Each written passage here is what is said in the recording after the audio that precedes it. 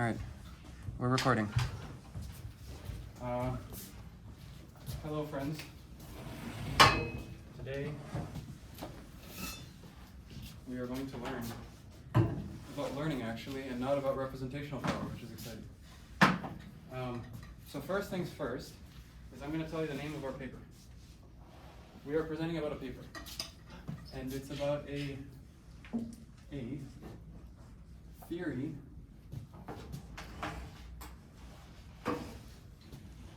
of learning. About a theory of learning.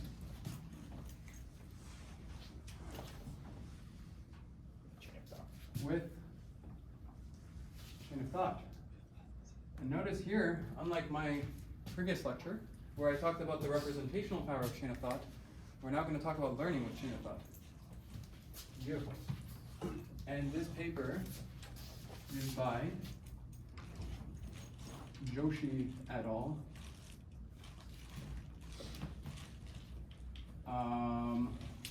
From March 2025. Okay, that was a big one. All right, we're going to start with some high-level motivating examples to remind you of what chain of thought is, why it might be helpful, and then what is going on with this learning and computation and things we did not discuss that much about chain of thought before. Okay, so here's the motivating example. So I'm going to switch colors because I brought all these colors. So the example is multiplying numbers. So you have a prompt. This is like your x in machine learning. You get input x. And that x is going to be, I want you to multiply two numbers. But to make this like a one token output, I'm going to ask you to output the leading digit of the multiplication. So I want the leading digit of, oh yeah, I chose a great number, of 1, 2, 3, 4 multiplied with 5, 6, 7, 8. And so this would be like your prompt. Give me the leading digit of this equals. And then you as the language model have to output the answer.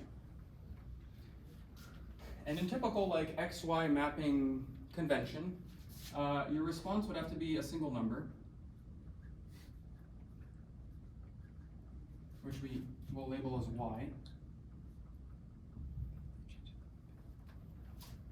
And you would have to output the answer. And let's just say, let's say we have a very, we're going to think of this model that's taking as input X, producing Y. We're going to think maybe it's not that good. Maybe you can't multiply numbers in one shot. Maybe it's only like a one-layer transformer or something. And the thing you want to keep in mind is it's maybe it is very demanding in just one step output, especially if you demand that the model has like a finite depth, a finite number of layers. You can eventually make the input long enough that it's just not going to be able to do that kind of processing. So let's say it does something super simple, which takes the leading digits 1 and 5 and thinks that the leading digit of this multiplication will be 6, which is wrong. Okay. Alternative approach to doing this is actually using this kind of thing in this autoregressive way, right? We're taking transformers where we can take any length input, and so this would be like what we call the chain of thought response. And we've spoken about this. And here you're going to really see that, and so the response is going to be something followed by Y, the output. And we're going to call it extra something Z, and then we're going to have the output Y. And this is going to be the chain of thought. And we're going to allow this transformer to do this multiplication in kind of the reverse order. So it's going to calculate the lowest order digit, then the next one, then the next one, and kind of like what you would do, right? You would do this long multiplication, you do this set of steps in series, and then you get to the final answer. And it will return the final answer in backwards order, but that's okay because you just want the leading digit, and it turns out to be 2, 5, 6, 0, nope, 6, 0, 0, 7. And so the answer is 7, so this will be evaluated on basically the Y. Turns out it got it right. And so the high level thing that we're trying to communicate here is that, allowing this chain of thought, as we had seen kind of in my lecture, gives it some representational power, some expressive power. It can kind of compute more complicated functions. Okay. And so, yeah, so the thing to keep in mind is like chain of thought implies kind of like increased representation.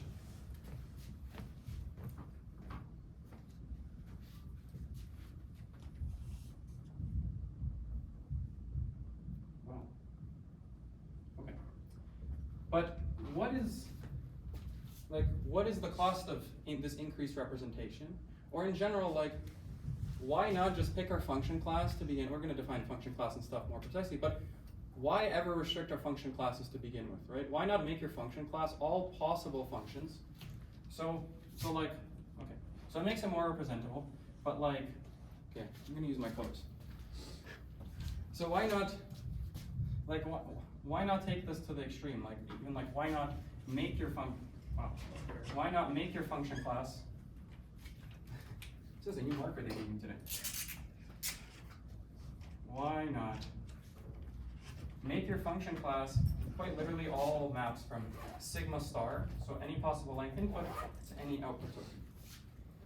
And the answer is learning theory gives you a lot of, very strong results for this, which roughly says that if you ask for this, and your goal is actually to find the function that can multiply numbers from data, which is what we're going to be doing in machine learning, then good luck. In the sense that you're going to need, if the domain is infinite, you're going to need essentially infinite data. Like, you won't be able to do it. If it's finite, you're going to need to see every single possible domain point to learn what that is. So, this is like the story of this whole bias variance trade-off and stuff like this, where you want to increase your function class so you can represent more things, kind of like reduce your bias. But the cost is, how much data are you going to need to learn this? And so those are going to be the two questions we want to answer in this talk. Well, one of them, let me just finish writing this and I'll take your question, which is, how much data do we need to learn and compute? So how much data and compute do we need to learn some function class? That's the thing we didn't answer, right? Chain of thought is all great, but how much more data do we need to actually learn this more complicated function class? And afterwards, we're going to see that, does the type of data really matter? Because here we're seeing that, like, this input-output pairs is the usual way you learn in supervised learning. But like, because our function is kind of assumed to be in this iterative manner, maybe we could get some extra data in some problems, like this extra z. And the question is going to be like, is this extra z going to really help us? Is there going to be enough to just learn from input-output mappings? And the type of data.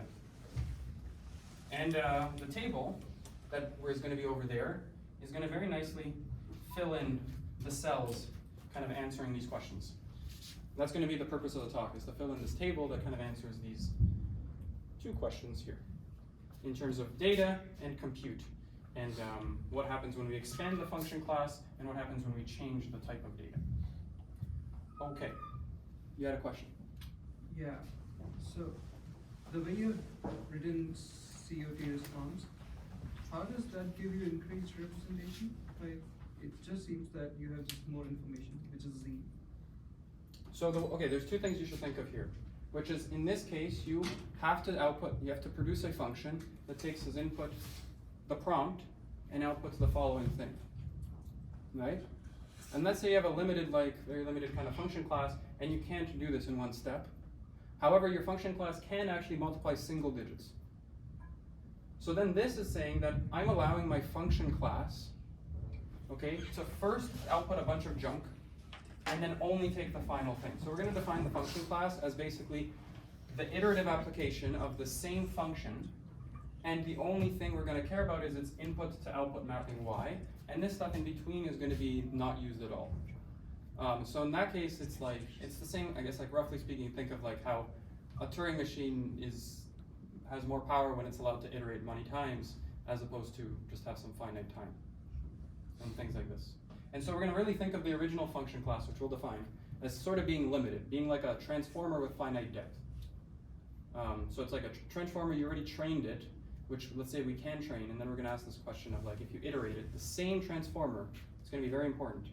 How does that affect your learning ability, like if you want to use it in this way? And we'll define everything precisely on this board soon. Okay, here's another example. Alright, so I guess I'll take over now. Yeah. So quickly, this example was taken, if we can go back in time to one of the first chain of thought papers. Something like Illicit Prompted 2022, 3 years ago, I don't remember the exact name. But they had an example where it said a cafe had 20 apples. We used half of it for lunch, then we gave 5 as snacks, bought 10, and how many apples do we have left? And one way you can do it is you can just give the answer, try to one-shot it and say we have 15 apples left. And the other way you can do it is you can kind of do these like step-by-step process, saying, hey, first let's do 20 divided by 2 because we used half for lunch. And then let's minus 5 because we gave away, and so on. And you end up getting the same answer anyways. And this paper really asks, does this data over here, does that kind of matter? Is it useful? Does it really do anything? It's this intermediate type of data that we'll talk about later. You were answering the wrong question. 5 apples left. Oh, really? Oh no, because you gave 5 and then you bought 10. Both 10, okay. Yeah, bought 10, yeah. Okay. Right, good. Alright, so there's that, okay. So let's review what we kind of know already. So, in our earlier classes, Vlad talked about the representation power, and we consider just like the class, this is just a sketch, but we consider the class of like the power that maybe all transformers can represent. And then in that class, we also talked about chain of thought and how we can kind of increase this power when we iteratively append these steps and we can do this composition and so on. And then we asked, okay, why can't we like make this the class of all functions? And because we actually have to learn something in here. So there's some limitations in here. And let's actually formally just review and define this right now. So let's just consider our base class, F, which is just a subset of all functions from sigma star to sigma. So this is what we know from before. Maybe I should just write a little bit lower, actually.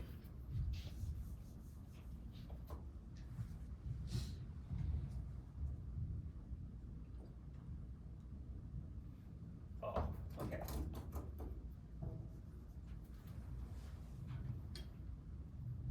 And then visually, what does this really mean? Well, we have an input sequence, x1, x2, and all the way to xn. And our function is going to input this. I'm just going to consider a fixed length n just for the drawing. And then we're going to output a label y. So hopefully that's just review from what we did. And then we asked, okay, so now what is that chain of thought, that bubble, really bad drawing, what exactly is this? And then basically, you just take your output, and here instead of y, I'm gonna call this z1. I'll explain a little bit later, but what you're gonna do is you're gonna retake this, put it into the same function, so the same transformer, and then you're going to output a new token, and I'll call it Z2. And then you'll do that again and again and again, until you get to something called Zn minus t minus 1, where t is like the length of your chain of thought. And then your function is going to take all of this, and it's going to output something. And we're going to call this y. So that's kind of like the difference between your chain of thought function, or like the iteratively, compositionally doing this method, compared to just your one function here. And notice how it's basically the same thing, but kind of just shifted y all over here. And I have like these like junk type steps. But is it really junk or is it not? Okay, so then for formality, we're going to say that. You should write bigger. Okay, and I should also write bigger too. We'll just continue from now.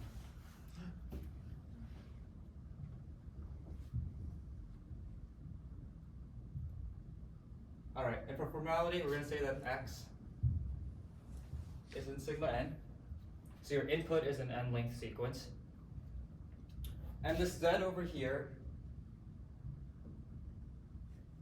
is going to be in sigma t minus 1. And I should probably say that t is your chain of thought length. And then your output, your y, your answer, this will just be in sigma. Okay. And so notice how these z's over here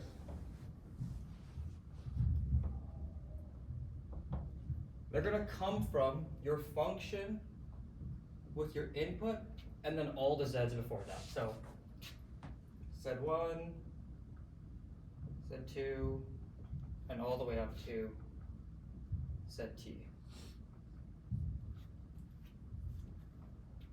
And then this here, your answer. So the answer in those examples, this is just going to be f of x z, where z is just z1 to all the way to t minus 1. And I guess it kind of looks unclear, but hopefully you can kind of understand. I didn't write bigger. Can you draw it bigger? Okay. Yeah, maybe I should just do that for these end cells. Mm-hmm.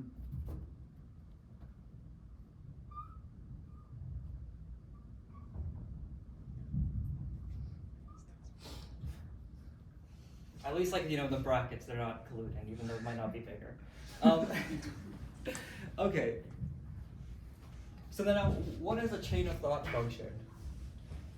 So I'm going to define our chain of thought. And here it's like index t, because you're going to iteratively do this t times. And it's just going to equal to your, it's going to be your whole entire sequence. It's going to be your x, your z, and y. So pictorially what chain of thought is it inputs just x1 to xn, and then it's going to output, so I'll call this f chain of thought, and it's going to output this whole thing here. So it's going to I output. forgot the input of the function downstairs. Oh, that's a good point. And that's what your chain of thought function is going to do. But what we're really concerned about is we're concerned about your answer. So whether you have just one function and you output y, or you have one function and you iteratively do this, you're really just concerned about this here. Like, this is what you're going to output. This is your prompt. This is going to be your answer to all this stuff, or all those examples over there. So in order to define this, we're going to consider that answer as an n-to-n function, just like that. It's going to take the same input x, but instead it's just going to give us y. So what it is actually just f chain of thought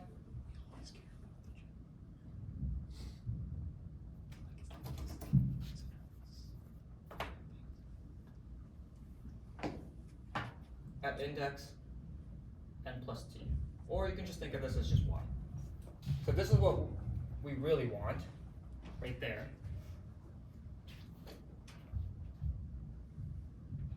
And from here, we can kind of notice that our n-to-n function. Wait, why is f chain of thought taking in all those inputs?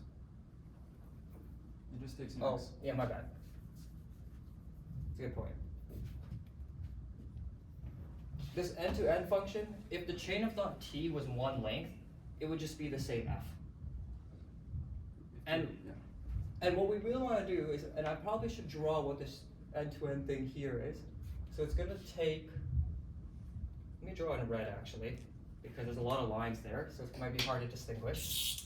But it's going to take the same input x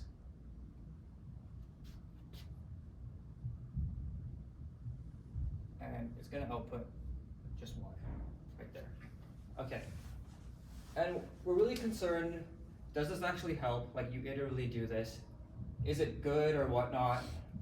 Because clearly, if you do it t more times, if y was over here and this was your answer, you already got your answer. But if you had to do this t more times, you're kind of wasting time. And we know that this class, it has more power, so you might need more data, or do you need more data? So we want to define this class of n-to-n functions here.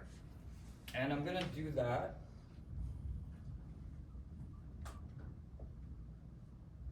this is just defined as all your end-to-end functions. What are those letters? E to E dash T, End to end of length t. end to end. Yeah, I just think it's your answer. It's just how the paper named it. I think so. Okay.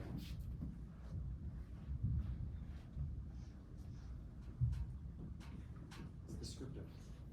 So this class, which will eventually compare it with our base class, is just all your end-to-end functions such that your function comes from your base class. And this here is a subset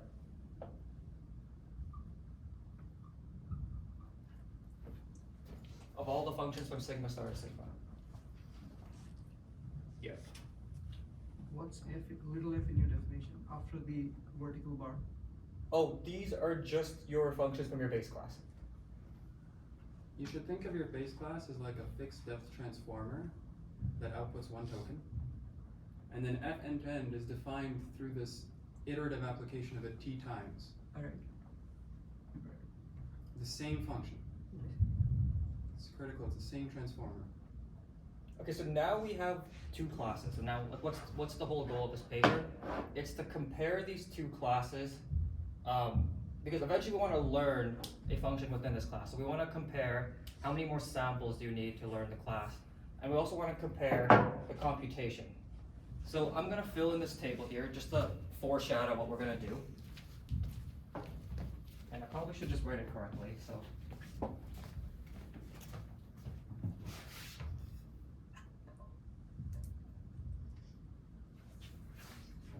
So we're going to have one column here just for a base class. And I'll like clean up this table later the more we go. And we have another table here, our class of our end-to-end functions.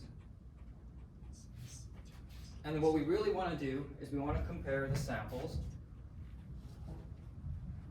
how many samples you actually need to learn the class, whatever that means, which Vlad will explain a little bit later. And we also want to learn the computation complexity.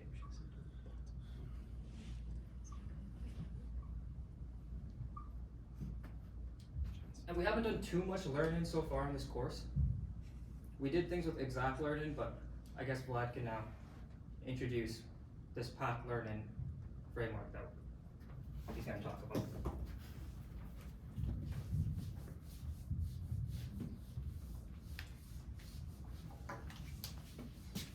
Okay, so yeah, as you saw, so far we defined these classes.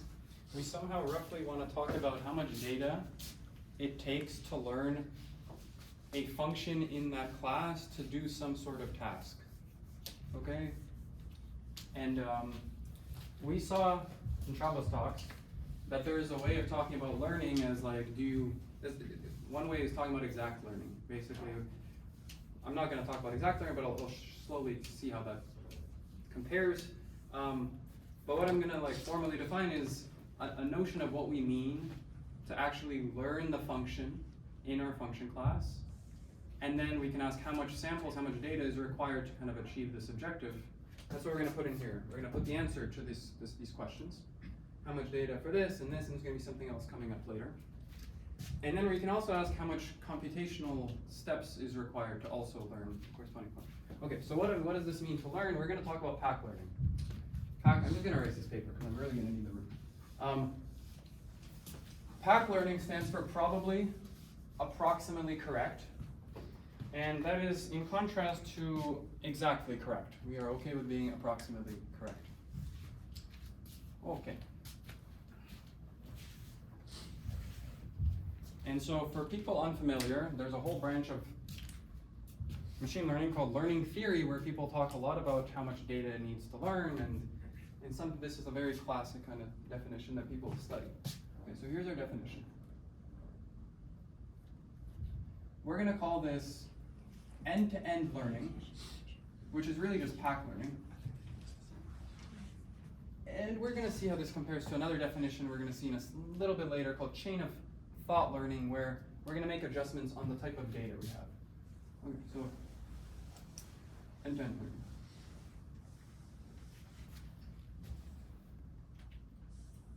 So how does this work?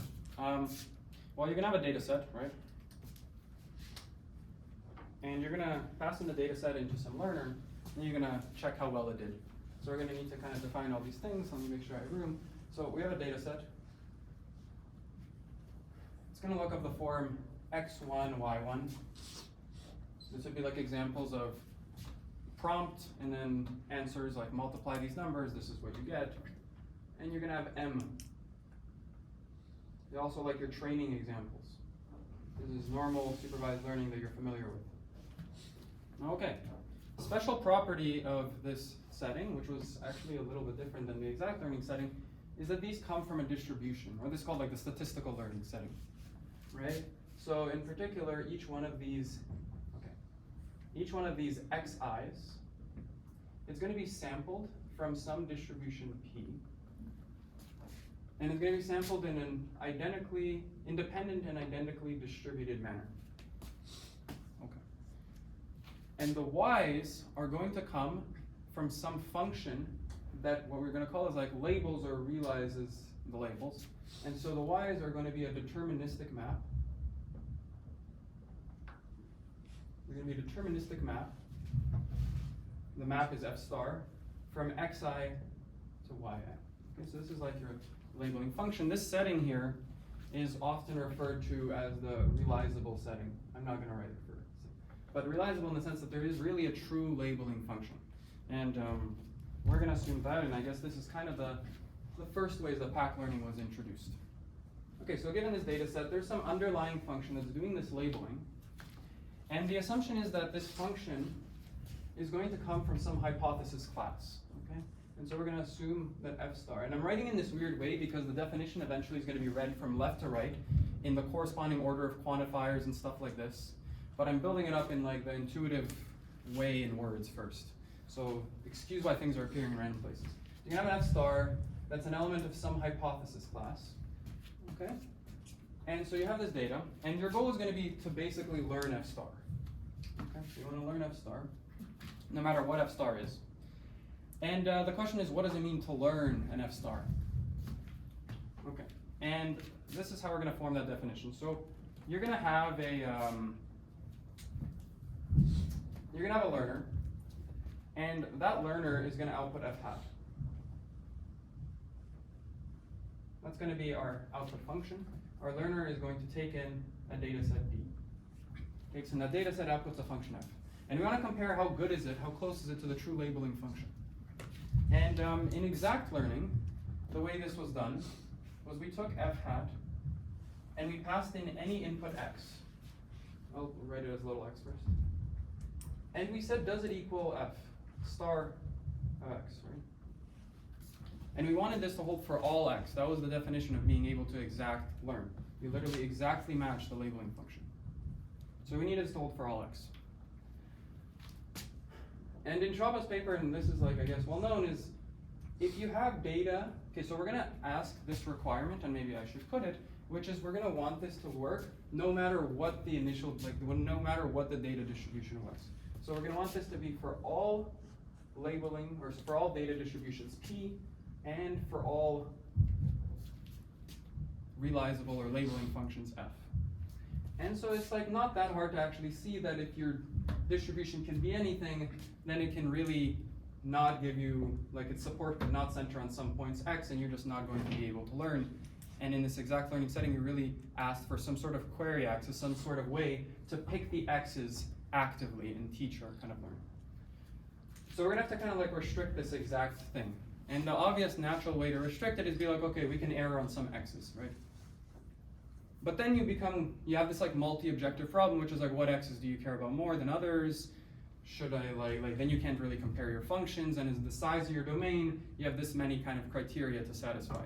And then so the natural way to solve this problem is to somehow scalarize or weight, right? Like how much you care about erroring on different points.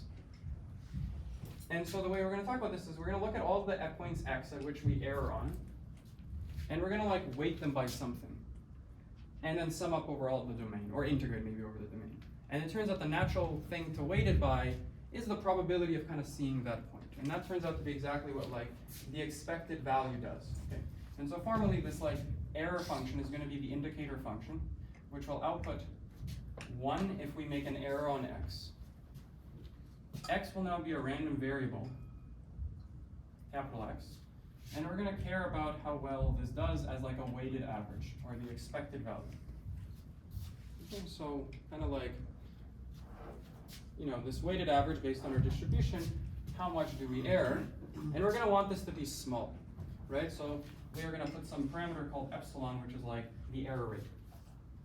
Okay, so this is going to be our objective of learning, and we're going to call this the loss, or the expected loss, or sometimes called the risk, and we're going to give it a name L of our predictor f hat. Okay, so this is the risk, or like expected loss. Okay, so we want to make this thing small. We want to make this small for, means make it smaller than epsilon. And it turns out, like, let's think about this logically again. Now it's like, you could get really, really unlucky, and your data set like is really unrepresentative. Like you could get x's that are all at the exact same point over and over and over again, in which case like you really can't achieve this very easily. And so we're going to be okay with like failing on bad data sets. And the bad data sets are kind of the unlikely data sets, because in some sense the data is really coming from the same distribution we care about the weighting being. So we're going to want this result to hold with what is called high probability. So we're going to want this to hold with probability greater than 1 minus some error probability we're okay with. So you should think of this as like 1% error is allowed, so we want this to hold with 99% accuracy, or probability. Okay, so this is going to be what we want. So given this data, then we're going to want a learner that for all epsilon and delta that are greater than 0, with probability 1 minus delta, has the following property. Okay, and then let me just fill in a few more things, which is this is how the actual pack learning thing goes. We're going to say that a particular hypothesis class, right? So this thing that is characterizing where is our f star coming from. And like here you can already see the intuition. If there's a lot of, if this is big and f star can be like from some very big class, you're going to need more data. If it's small, you're going to need less data. And so that's why we say like a hypothesis class H. And this is to be thought of in a similar way as f. So a particular hypothesis class is calligraphic f. Another one is like this fn to nt. And so that's, we're going to change H to be those two classes.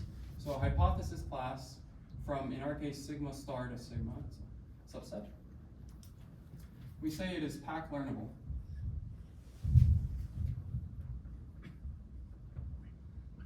Learnable with m samples. So it's, if it can do this, and what does it mean, it, or what? The thing that's doing it is, if you can show that there exists an algorithm that takes in data sets and produces predictors. So this is your learner, which is going to be a map from sigma star, sigma. This is a single data point, a single xy. And it can be at any length, right? This data set. And so that's going to be also star to the function class we care about. And so this is, for people interested, this factor where you restrict the learner to output in the same function class is called proper learning. So this would be like the proper realizable pack learning setting. And now we really have the whole definition. Yeah, so let's just read it from start to finish to make sure we understand, because this is going to be at the heart of things. So we say a hypothesis class is pack learnable with some amount of samples m. And m is the thing that's dictating how many data points you have here. If you can give me some learner, some algorithm, that for any distribution generating your data, and for any labeling function, if you then give me a data set sampled from that data distribution, P, and labeled in this way, didn't matter what these were, but once you've chosen them, you better give me data from that distribution and from that labeling function. I will then ensure you that my output f hat, my learner, will be wrong, incorrectly labeled points, only epsilon like percent of the time, or like this loss, this kind of expected loss, only on the error rate will be epsilon. And I will only do this, I will do this with high probability. Yeah, go ahead. I think the m should depend on epsilon and delta. Yeah, it does. I don't know if I really need to write it though, because Well, The way you wrote the definition, nothing is going to be ever pack-learnable. Well, no, I just say it's pack learnable with this many samples. But then the requirement is for all epsilon and delta, I'm just reading, Yeah. this hard. That cannot be Oh, right. true That's for right. any Okay, fixed let me number. write it. So I think that you can fix epsilon and delta at the very beginning, and then you can just leave everything the same. Yeah. So fix epsilon delta at the very beginning, and then you say that this age is pack learnable with m samples and this epsilon and delta if the following cards. So just remove those for all, Yeah. basically from there. Yeah, I should have had that as M, and then after I put the for all, well, I mean, let's just keep it. I think this is fine. I'll fix it.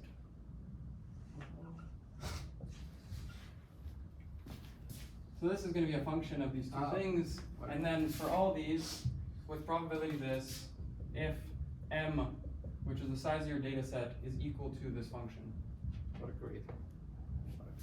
or greater, then you're fine. Yeah. I think your learner can also depend on delta, right? Possibly. Since the learner depends on how big the data set is, sort of like what it does. I don't know. Maybe. That's too complicated. Let's just leave it. Yeah. You understand the point of the story. No, I think Esther was saying if you fix epsilon and delta in the beginning, then everything will work. Then you can depend on delta. Yeah. Okay, fine. Yeah. Okay. So we have this definition. For the sake of space, I'm going to move this down here. Okay, where did we get to? What we got to is now we have to ask ourselves, what learner are we using? And if we use that learner, how many samples does it need to solve this problem? And we're going to change like clearly what we're doing is changing the function class in that table, right? So h equals to f in the first column and then equal to n in the second column. Okay, and then what learner are we going to use?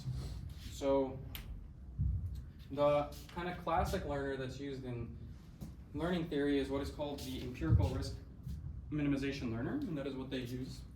And so we're going to study that. This turns out to be quite literally the optimal learner. Like you can't, like we can show that there's no learner that's really better than this. So it's a good choice. And so the learner is going to be actually, we're going to call it the consistent, okay, I'll just write it. The learner is going to be called consistency, the consistency learner for end-to-end data, which is really just ERM. And that's called empirical risk minimization. And why is like, what's the name? Yeah, you want to, this thing's called the risk I told you want to minimize it. So really you want to do risk minimization, but you don't have access to the risk because you don't have access to P. So you can't calculate the expectation. So you have to do it through data, so you get an empirical version of the risk, empirical risk, and then you're going to minimize it. So that's the learner. And the way it's going to work is super easy. I defined to you the empirical risk. So that's going to be like L. But this, okay, this is clearly distribution dependent. So I'll put that, this is like the actual distribution version. This is the data, the empirical version. It's going to depend on the data set. By the way, it's also dependent on F star. Yeah, but I'm not going to put that. Okay. I just want to make sure that these are, you can tell them apart. Okay.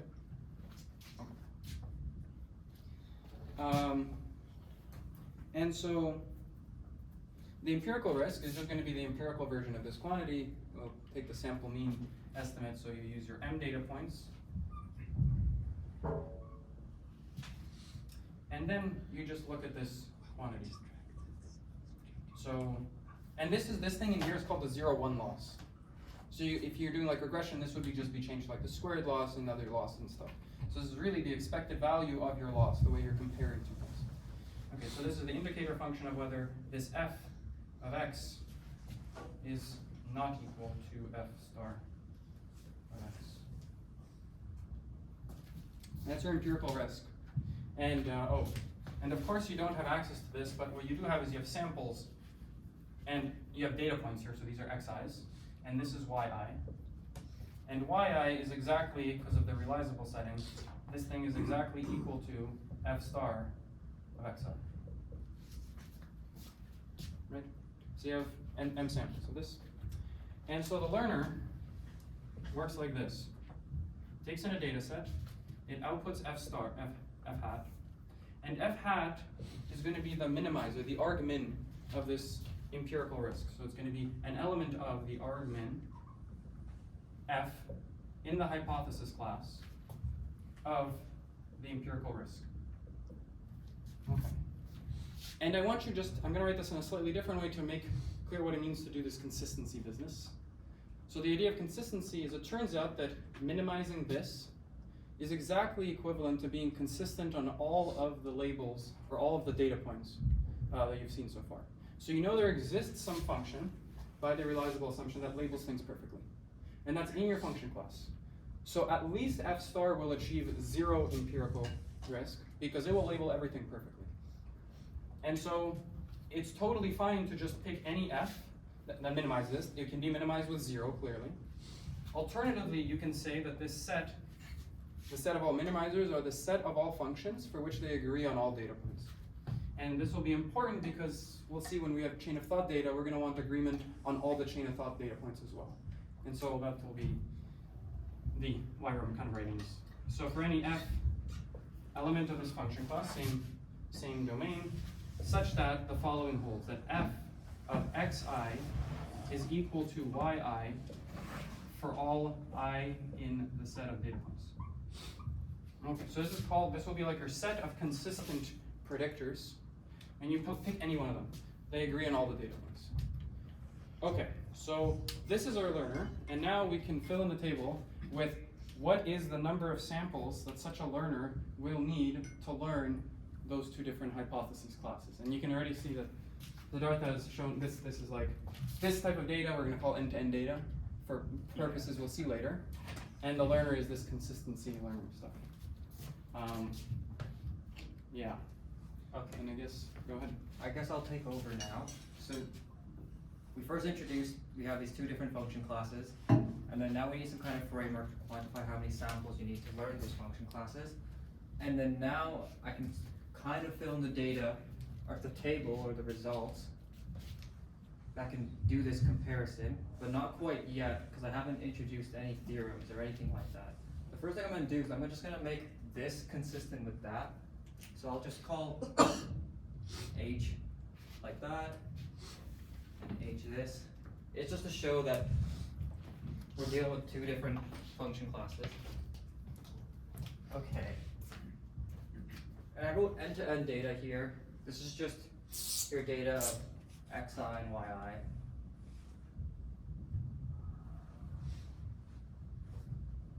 And your learner is that consistency or there. So the first theorem I'll introduce is a theorem called the fundamental theorem of learning. So I'm not gonna actually prove this. You can just think of analogous to any other subject, like fundamental theorem of algebra or fundamental theorem of calculus. Well, there is a fundamental theorem of learning, and I'll write it down. So, According to Shaiban David, at least. And I did. I actually did. I'll just write it short, FTOL.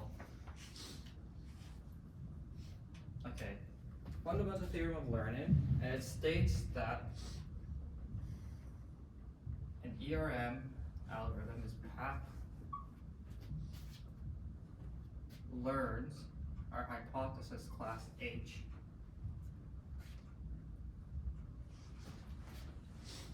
if the number of samples is greater than or equal to something like this, C times the VC dimension, which I'll explain what that is, plus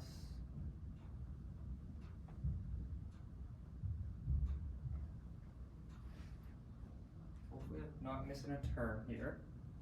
looks good. Okay, so yeah, this is the fundamental theorem of learning. Okay, so what is the VC dimension? It basically takes in your hypothesis class and then it'll output a real number. And I'll just say that much. I mean, I can go on with I think it's also called the fundamental theorem because no other algorithm can do better than this. Mhm. Yes, under this exactly. setting. So it's like that's fundamental about it. Yeah. Because otherwise, like, it was just like, okay, like you like ERM, but Yeah. why? Yeah, this is what I was saying. Basically, if you come to me with another algorithm that uses less samples, there's another part to that theorem that says that can't be true. Yeah, yeah. So there isn't another algorithm that can just do better than this. So it is pretty fundamental, and this gives us a good quantification on how many, like the minimum samples we need to learn our hypothesis class H. Also, you should mention the labels are binary. Yes, the labels are binary, so we'll assume that yi is between 0 and 1 for this fundamental theorem to hold. Between. Is Oh, 0 or 1. is 0 or 1, yes. Binary. Okay. And so we can already use this fundamental theorem to fill in this portion here. All we have to do is just replace H with our function class F. But I'm gonna use this notation, just O sigma, or O tilde. This is just to hide the log 1 over epsilon, 1 over delta, just to make the table more clean. So the result for this here will be 1 over epsilon from here times the VC dimension of the class F. And all I did was I just put our class H into here. And that's going to be the minimum samples we need to learn our base class F. Should be theta. It's lower and upper bound, but whatever. Because you might be interested in lower bounds as well. Are you gonna later talk about, like, if you wanna compare, you know, like you can put entries? theta. Which means that there's an over and upper bound. Because the next Okay. one is also going to be with type. Right? Okay, yeah. That is true. Okay, and then we can do the next one as well. And all we gotta do is use the same fundamental theorem of learning. It's very fundamental. And this will just be our end-to-end. But this doesn't really compare anything with this class to that class. And turns out, yeah, there's a question. Could you remind me the difference between F and FE2E? Oh, okay, yeah, so this is just the base class. This is just you just consider functions from sigma star to sigma, okay? And then take those functions, the end-to-end class is just the function that can be iteratively applied, the same function, t times. You should think of like the calligraphic F as a very abstract thing. It's like some class of functions. For this class, like transformers, but at no point do they assume transformers in the paper at all. And it has some, whatever, you need some number of samples to learn it. And then you define a new class, which is like this chain of thought, iterative application of them. And you just ask, like, if the base class took this much data to learn, how much data are you going to need to learn the end-to-end class? And we'll see the relationship right now. And in neither of them you see ZIs, right? Not yet. No. And how do you apply the fundamental theorem to this? Because here the labels are not binary. They are. We're We- assuming they're binary. Yeah, we assumed it. We assume from now on everything's binary, which was not mentioned to you. Oh, okay. Yeah. So from now on, everything that you saw, everything here, this mapping, not like the input could still be anything, like any alphabet, vocabulary, but the output's always going to be the set 0, 1 from now on for these results. But they have results for the multi-class case, and the VC dimension is just replaced with the Natarajan dimension, and there's a fundamental theorem of multi-class learning, that's for binary thing, and it's the exact same flavor. But I think there's still a log 1 over epsilon term that's loose that no one has solved. And this, anyways, I'm not gonna talk about it. But yeah, and they even extend it to real valued alphabets, and there's an interesting result for that, which we won't talk about here. Sorry, so for the F end-to-end in a table, does it assume time step t or is not? Oh. Yeah. Yeah, so you fix the t. Okay. Thanks. Alright, any questions? No? Okay, so yeah, this has no relation to this because these are different function classes. But turns out that this here is equivalent to saying 1 over epsilon t times the VC dimension of the base class of F. So the difference is that this scales literally with t compared to that, which isn't great. Because imagine you had one function that already gave you the output, yi, the first time. And what this class does is it iteratively applies that same function for a fixed chain of thought length. And if you have to keep doing that, not only are you taking longer time, but you probably also need more samples to learn it because it's a more complicated class. And we're going to ask whether we can improve this or not. This part is an upper bound? It's an upper and lower. Yeah, you can show that there exists a function class that you need that much data to learn, and that it's sufficient for your end here. Is this just a result about connecting the VC dimensions of the two function classes? Yes, the proof is like 2 lines. You just say that the VC dimension roughly characterizes the number of behaviors you can have on whatever the thing, and then if all this t steps are hidden, then there's like 2 to the t possible behaviors, or sigma to the t behaviors, and then since you take the log, you end up with a t. And it's all through like this growth. Yeah, it's the proof section here. So yeah, because it's hidden to you, it ends up having this this thing, and then you just relate it to the. Yeah. So I was gonna just word out the sketch of the proof, but that's basically it. There's like exponential amount of behaviors, and then you take the log, and then that's how you get this t term over here.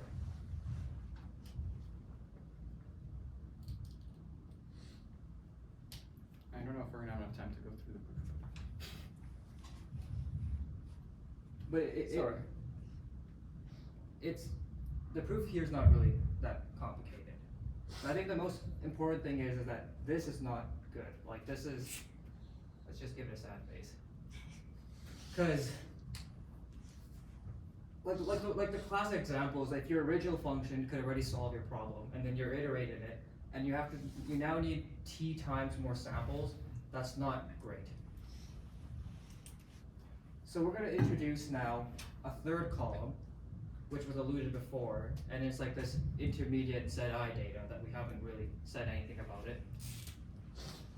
And this third column still considers the end-to-end class.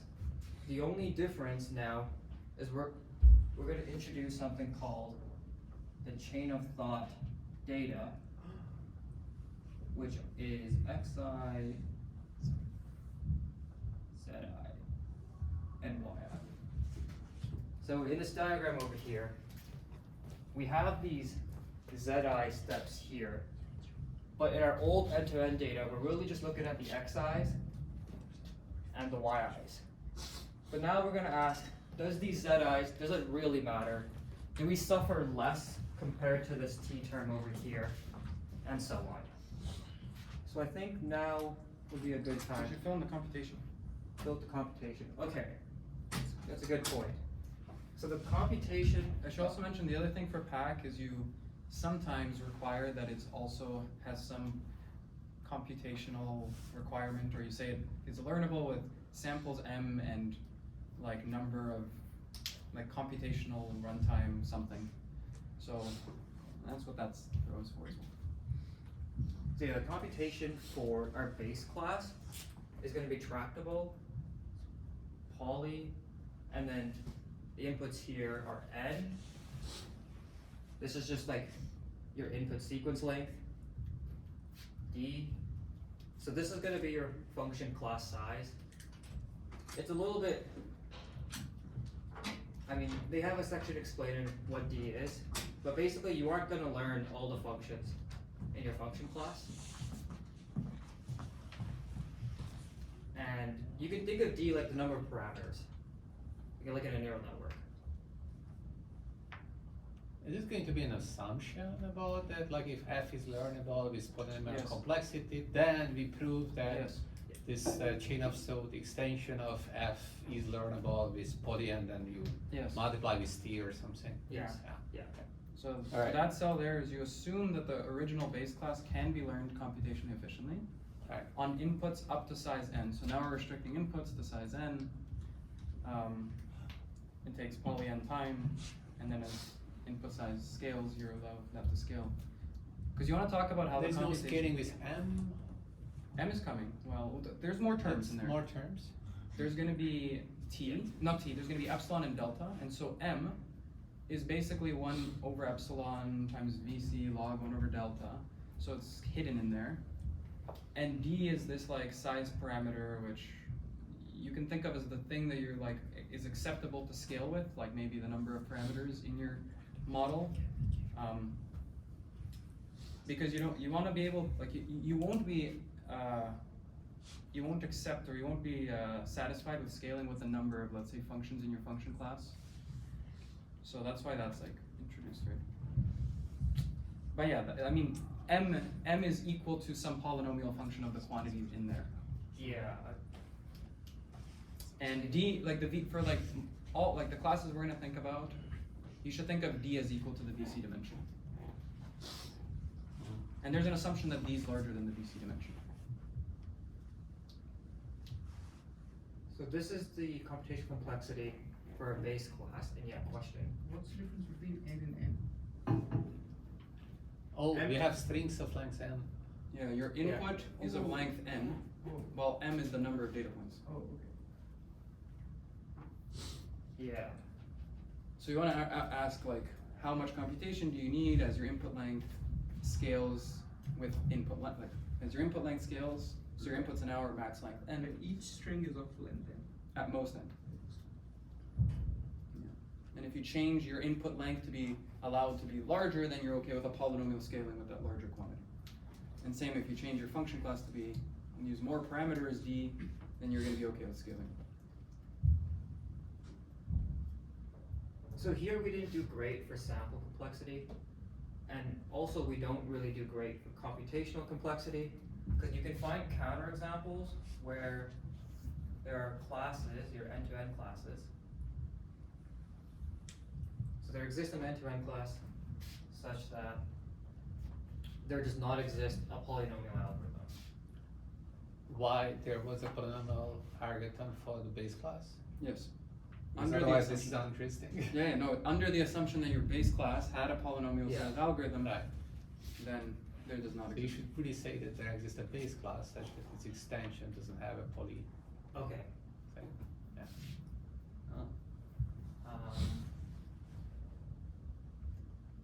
I'll just write words.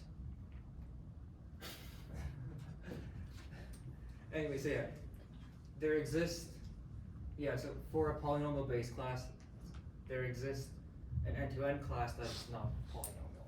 Is it an exponential order bond or an NP harness result, or like what exactly? the Yeah, it's style of under result that it's we have? under the assumption that there are one-way functions. This is like cryptographic assumptions.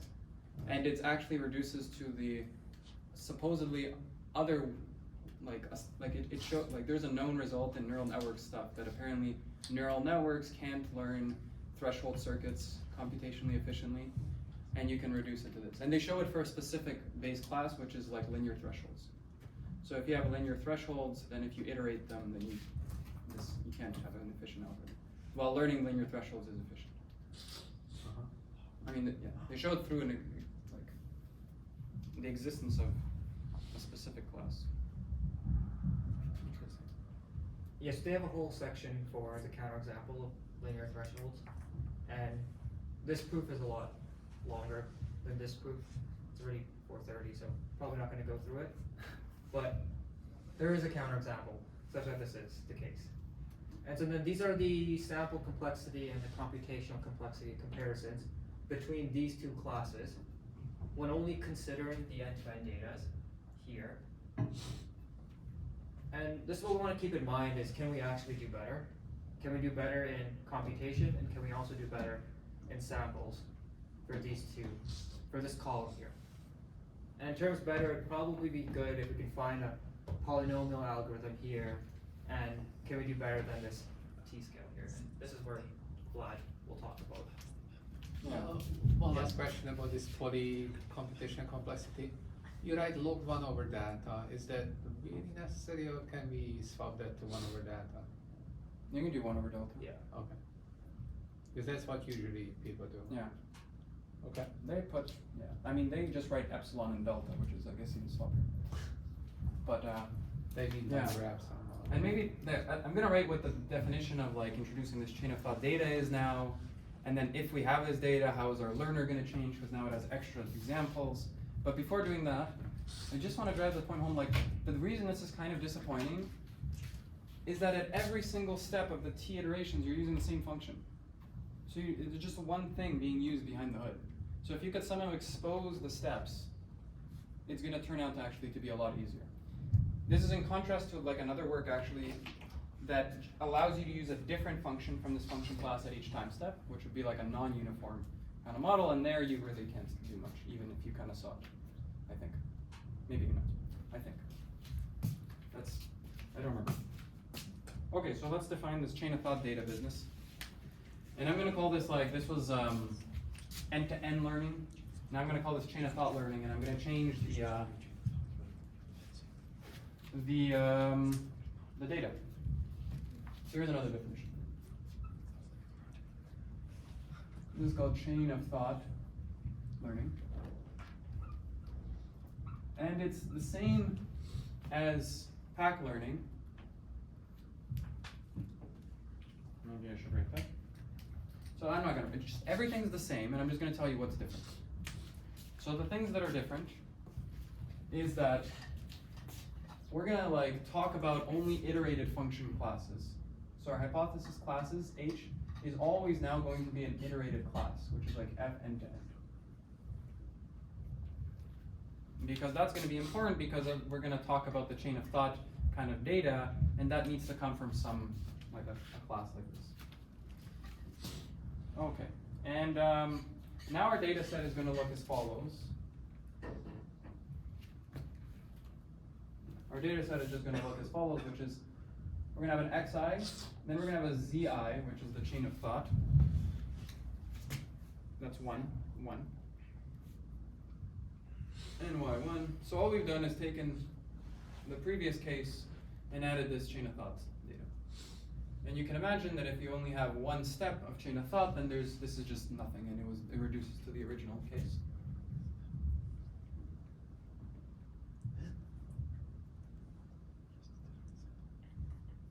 And I don't really want to write that. That's chain of thought data. Yeah. It's M, right? Yeah, that is M.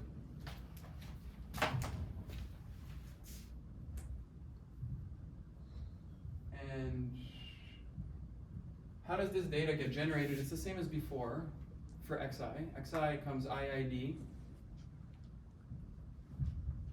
from P. Nothing changed there, but now the way this works is this whole sequence gets produced by the chain of thought function we saw over there. So just to remind us, there's this chain of thought function takes as input x, iteratively applies f t times, and its output is the original x plus all of the outputs of the intermediate f's. So its output is it just returns the original input plus the entire sequence. And so that's what our data is going to be looking like. So now, these zi, z1, or I guess you should write the whole sequence, which is now like xi, zi, yi, is equal to f star, chain of thought of length t on input xi. And so you see, once again, if t equals to 1, then you're going to end up with zi being absolutely nothing, because z is only interesting for the case where it's greater than 1. So, I mean, one thing to even write here is like, over here, this is also, like a note, that f end to end of length 1, which means there's no z, is exactly equal to the original f. Okay. And another thing to note is that, notice that yi, just to really drive the point home, this yi is the same thing, just this guy here, is the same thing we've been seeing kind of before, which is f star of end to end of length t of xi. And this is the type of data we were seeing there. So it was hiding all this stuff in between, which really is the way end to end was operating, right? It generated all these steps in between, but we only saw the final output. And here we're exposing those chain of thought steps. That's the difference in the data. And then, of course, is there a question? Let me just fill in maybe the last thing. Of course, we're going to allow our learner to now take in this new data set, like these type of things. So we're going to think of the learner as taking in inputs, chain of thought length t minus 1, and labels of any length, and mapping to the function class end to end. Okay. And then what's left is to define what learner we're going to use now. Yeah. I guess what's also left is to define the loss function. Like, do you only care about being correct on the one? Yes, yes. Everything's the same as before. You still only care about being correct on f star here being f star end to end. So only on the labels. You don't care about getting the chain of thought right in the middle. It's going to turn out we're going to use a learner that does get it right in the middle. And it's actually going to be a direct, like the story is basically you treat it as a multi-label, basically a vector output, like vector labeled learning problem, and that's it. And so you end up with like, it's not that bad. Okay, so what's the learner? So this saying the reason we called the previous set in learning was because we have some examples and we want the algorithm to come up with a function that matches those examples, right? But here we don't have a function in mind that produces all these intermediate sets. We do. I mean, we do, but like, where am I going to get such a function if I don't know how to solve the problem? Sorry? So where am I going to get such a function that generates all these intermediate sets so that I can train my learning algorithm? Oh wait, like when your setup is not such that you would know the chain of computation, like this is a special case, when you actually do have this kind of dependence. I think I'm a little confused by the question. Like, you have a function class, and you know in that function class, there exists a function that produces this output correctly, and produces all the labels correctly. Right. But Or all the chain of thought steps correctly. sometimes the data is just not in this format, and then in those cases. And so, So yeah, suppose there's, I wanted to come up with an algorithm that does a multiplication problem, then if I'm trying to train an algorithm, I would need to figure out what all those intermediate steps are going to be. What is the multiplication algorithm doing? yeah, so this is perfectly leads into the next talk after ours exactly complains about this paper for this reason. It's like, all right, like, great. We're going to show that you can do better with this chain of thought business here. But like, if you were able to get such data, then why are you doing any learning to begin with? Because you already had a function, which I partly disagree, because like, look at textbooks. Let's argue that textbook give you all the chain of thought steps to get to the thing. It's like, okay, we do have some data of this form sometimes, and the question is like, should we make use of that kind of like the reasoning steps? Will it help us, or should we just, see like theorems, like problem theorem statement, I don't know, this kind of thing. But then the alternate thing is that if you do have such data, then maybe you should just treat it as a string-to-string learning problem, right? Like, why should, because like you're saying, the learner that you use for this setting is going to get it right on all the intermediate sets. Yeah. So you're not actually giving any extra power by allowing it to ignore the z's. So then you can just think of it as a string-to-string learning problem, right? It's no longer a chain of thought problem. Yeah, I guess I kind of agree. That's basically what happens, kind of. But I guess it's when you have this like special way of structure thinking of it that it somehow is comparable. Yeah. But I guess that what you learn at the end is different because you're learning to generating these regressive form new tokens. So in principle, you could like generalize to maybe be beyond this T, hopefully. Whereas if you just learn that like something that uses the Z directly, you couldn't get that necessarily. No? I don't know about the generalizing to other T part. I think generalization holds Which- string. That would be cool. That's yeah. Can be a project. I don't know. Well, let me just finish this we're almost there, and then we can do some more. So, obviously, if I use the same learner, it makes no use of the extra data, and we have the same result. So I need to define a new learner that makes use of this extra data in the middle. what is the learner going to be? I can write it as ERM that works on a new empirical risk, where that empirical risk checks if you got it wrong on any one of the chain of thought steps as well. Turns out that's going to be equivalent to this learner that does the consistency checking, but on all the chain of thought steps and the label as well. So I'm just going to write it as the consistency thing. It's now it's really ERM on like a new loss, but I'm not going to write that out. And for the proof, it's quite literally doing the regular VC dimension bounds and so on, but on this new loss class. Okay, so it's consistency chain of thought. That's the algorithm. And it looks as follows, which is it's just going to be a learner that takes in this data set of this type now. Maybe I'll add that it's a chain of thought data set. So it's taking a chain of thought style data set, and it will output an f hat such that an f hat is an element of a new type of consistency set. That consistency set is going to be all the f's end to end of length t that are an element of the end-to-end class. Okay. Stay with me here. Such that this end-to-end function, the chain of thought function it's based on, right? Because and then it just outputs the last index of the chain of thought, such that that chain of thought function is consistent with the corresponding labels. And let me just make sure. Oh yeah. Such that the chain of thought function, which this is based on, when taking as input xi, any data point I, will output the actual xi, okay, that's nothing special, but it also matches the zi and the yi in your data set exactly, and that's for all I element of the size of your data set. Okay, so it's just consistent on the chain of thought part. And now, here's the finale, which is what benefits do we get by using this type of learner that uses this extra data in the setting. Okay, so the finale is, let's just update the learner.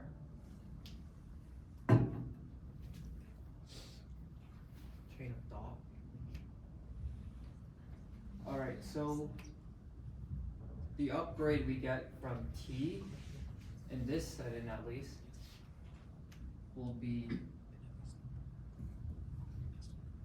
log T.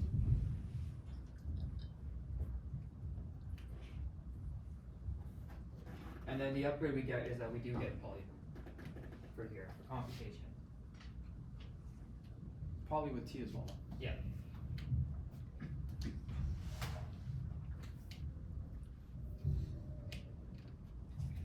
And that's also kind of obvious to see because you end up just basically solving T more consistency checks. So if you could already do the consistency check to begin with, this basically allows you to do the consistency check on the base class. Well, now you just have to do it for T indices, which is all these, and that's it. So that's all the proof does really there. And then yeah.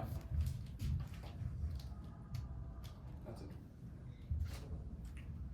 Because the other benefit is that once you train your model, you don't need Z. You just That's right. Like at the end of the day,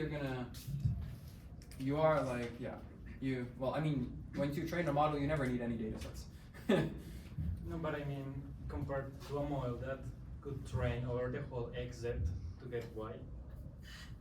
Yes, I think that's what I understood from Russia. No, because the model in the other case would also be this transformer model, so you wouldn't need to you could just generate the Z using the model itself.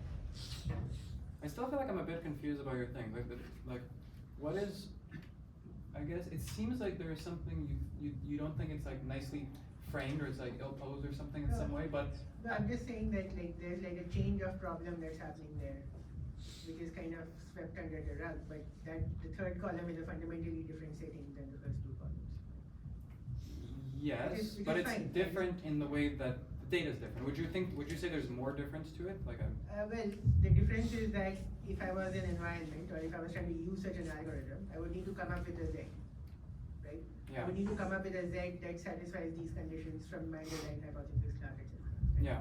So which seems like complicated, right? Like the whole reason to use machine learning in general is because we don't know how to write a particular algorithm, but we have examples of input and output pairs. Yeah. And here we have redefined input/output to include Z. Yeah. And now somebody's dumped this job on me of like coming up with a Z that satisfies fix these conditions, right? Yeah. Yeah, but here we can go back to what I was trying to explain, that we are trying to just train these models to do one thing, to do well on reasoning problems. So it's not the general machine learning problem that we care about, but very specific. So in a way, the framework is, you know, like overly general with these hypothesis classes and everything, but if it works, it's kind of okay. Yes, I think upper bounds are interesting. Maybe the lower bounds are kind of a little bit suspicious. Right, like people don't really care about these type of learning problems, maybe. I mean, like, you can pretend that you care about learning to add numbers and whatnot, and then you create some hypothesis class for that, but it's like, no one really does. Yeah. It's not a real problem. But the argument. It's also learning with sequences, that's a more general problem that, you know, time series people would care about and whatnot. Yeah. So it seems to be related to that too. So I guess When you maybe have like intermediate elements of the time series, and somehow either you're learning the underlying process generating the intermediate elements, or you're trying to learn the final outcome. so maybe let me refine what I meant by saying that the lower bounds are kind of suspicious. Mhm. Because the lower bound is going to say there exists some function in that class for which you cannot do this kind of learning, Mhm. right? But when you say there exists some function in the base class, that includes the method of generating Z from the X, right? And that may not have nothing, so basically you're trying to say there exists an end-to-end learner where there is some way of generating the Z from the X, where you cannot learn that function with that many samples, right? Yeah. But you have a way of generating the Z from the X, right? So if there exists, the thing that is promised to exist doesn't match what you are trying to teach the learner, then you don't care about that, right? So in some sense, the mapping from X to Z, which is a chain of thought part, is sort of fixed, right? Like then it's more like exact learning or something, where you don't really care about trying to teach the algorithm any possible chain of thought. You have a chain of thought in mind, and you want to teach the algorithm that. Yeah. But wait, the one, like, if we show that there exists no learner that can learn some. Is there a lower bound for the sample complexity here? Is the log t dependence No. for the last? So No. that's not the theta. It's so not. that's- It's not. Yeah. It's not clear if the log t is necessary there. Okay. Yeah, Is- so it's my point, like suppose you're talking about your multiplication example, right? So let's say you want to teach an algorithm multiplication, Yeah. and you have this idea that the way it's going, the way the algorithm needs to do it is to do it digit by digit, starting from the end. Like this, Yeah. Right? And now I say, okay, is there a lower bound that applies to the situation? And then they'll say, well, there exists some chain of thought function that given the right input, produces the right output, but it does whatever, like does a weird thing in between, right, for the chain of thought. Yeah. Right, and you don't care about the existence of such a function, right? Like, Oh, actually, the lower bound is not for that. Like the loss function remained the 0-1 loss on the final bit. It was. yeah, the loss Just- function is the same, so it's going to say there exists a function, right, for which. For which the leading digit is not going to be correct. That's what it says. And it doesn't talk about the other digits being correct or not. Right, but what that means is when you train using data generated from that function, Yeah. then it kind of has the loss is bad, right? But you're never going to train on data generated from that function. You're going to train on data generated from your function. Yeah. Yeah. I see. So you're saying in the chain of thought data case, a lower bound would be kind of. Yeah. Right. But in the end-to-end one, I think it's fine. No, like the whole issue is in the case of whether you can learn in the end in the when you're given the data. Wait. Yeah, like any learning theory, lower bound is going to say there exists a function such that when there exists a function in the distribution, such Yes. that when you generate access from the distribution, label from the function, Yeah. then you cannot learn that function. Yeah. Yeah. Right? right? Yeah. And here, the existence of that function is going to imply a particular generation of the z's from the x's. Yes. And that's what I'm saying, you don't care about that. So it should be more like there exists a function that matches a particular function from the x to z that you cannot learn. So there exists a way of like labeling x's to y's. Like you can think of the learning as two parts. One is I want to learn the z from the x's, and I want to learn the y's from the x's and the z's. Yeah. And you really only care about like one of those is fixed. The function that goes from x's to y's or x's to z's is fixed. Because you have a particular chain of thought model in mind, which is a way of generating the chain of thought samples from it.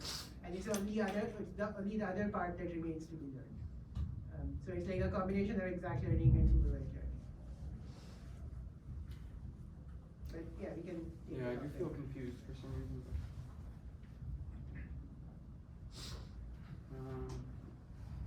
Yeah, I mean, the other things was just depending on time, we would define the VC dimension and go through some proofs, but I didn't think we'd get there, so. So yeah, but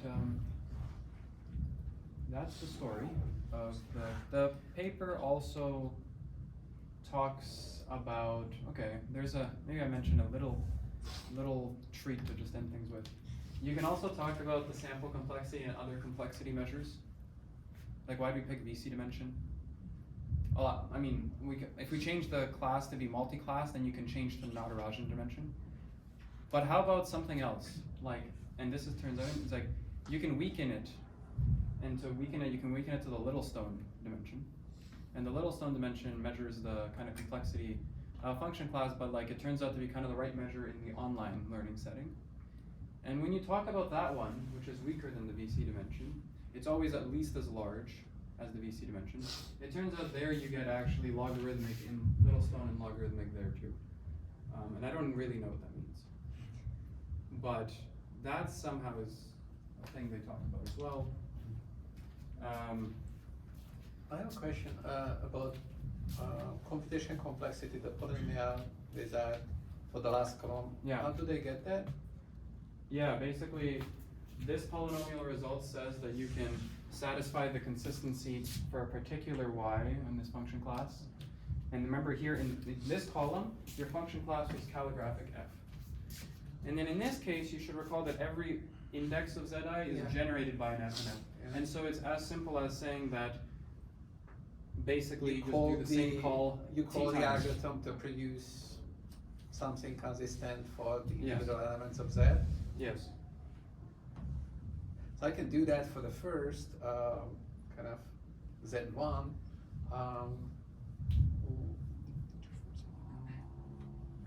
Oh, I can do it simultaneously with all the z's. Yeah. I see. Oh, and then the complexity just went up because like I have longer sequences and that's Yeah. it.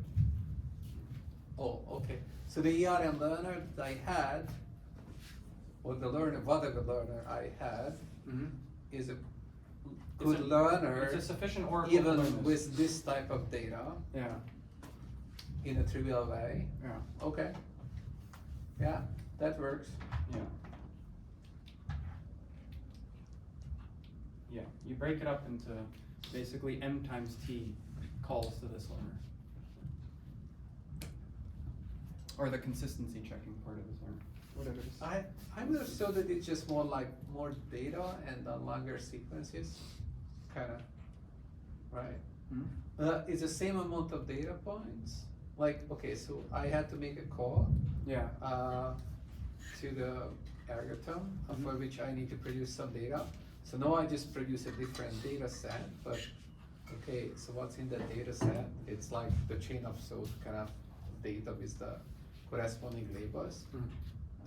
And then just call this oracle just once, and that's it. Don't need to do anything else. Right? Maybe. What else would I need to do? Yeah, I mean, I think we were being a little bit sloppy too here, because They didn't require an oracle for the whole thing. They actually just required an oracle for a single like consistency check on a single data point or something like this. So it was a little bit weaker. Then I don't know how that works.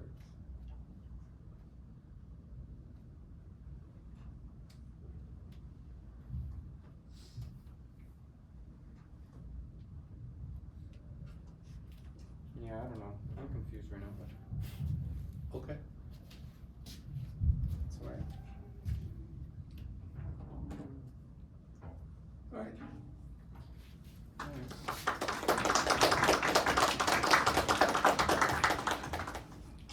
That's a good ending. I'm confused.